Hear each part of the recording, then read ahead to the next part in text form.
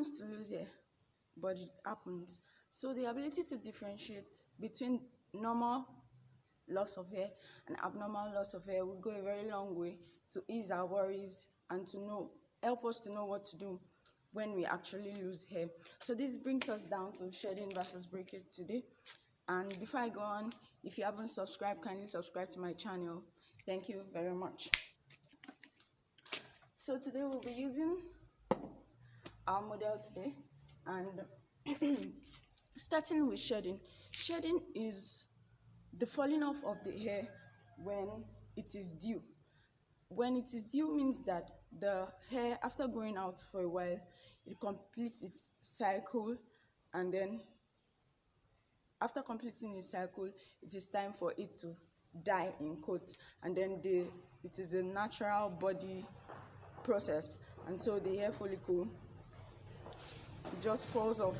And the way we can identify shedding is when your hair falls off, you can pick the strand of hair and look at both ends. At one end, you see a little off-white bulb. Sometimes it's visible, sometimes it's not visible. At one end of the hair, that's the end that is inside the scalp. It is a very normal process. I mentioned that before. And another way we can also identify shedding is that the shed hair is almost as long as the normal length of your hair. Like it is not shorter, really. It is not really too short, and it is as long. And so after your hair shed, it gives room for another hair strand to grow out of that same place that the shed hair falls off. So you have no cause to worry about that. The only time we should be alarmed with shedding is when it is in excess. There will be more videos on this later. And this is the little bulb that I'm talking about to represent the hair shedding.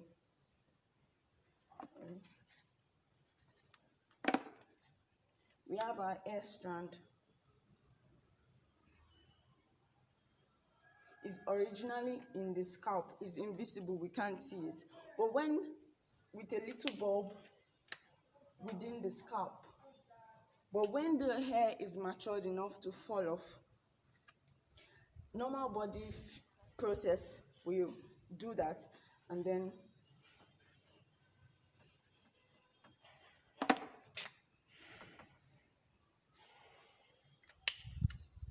we have the hair strand falling off. So moving on to breakage. Breakage occurs when our hair splits halfway, at the end. Any part of the hair can split, can cut off, and this results in breakage. Now we have the whole length of hair.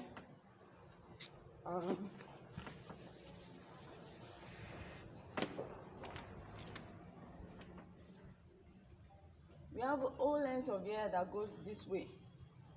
It is long. I made it longer than the other parts of the hair so that we can illustrate properly. So it is longer than the other part of the hair. And so when breakage occurs, breakage does not occur from the root of the hair. It does not occur from the root of the hair. It can occur at any point within the hair strand. At any point. And so we have the shed hair. The shed hair strand with the hair root. And so when breakage occurs, we have it without, just tiny pieces of hair on the floor in the sink without the hair bulb. Now breakage is not normal because it occurs as a result of different factors. For example, we have dry hair, and when we manipulate our hair in excess, breakage can occur. There will also be more on this later. So whenever we lose hair in coat, when it's shedding, we shouldn't be too alarmed, except it's too in excess.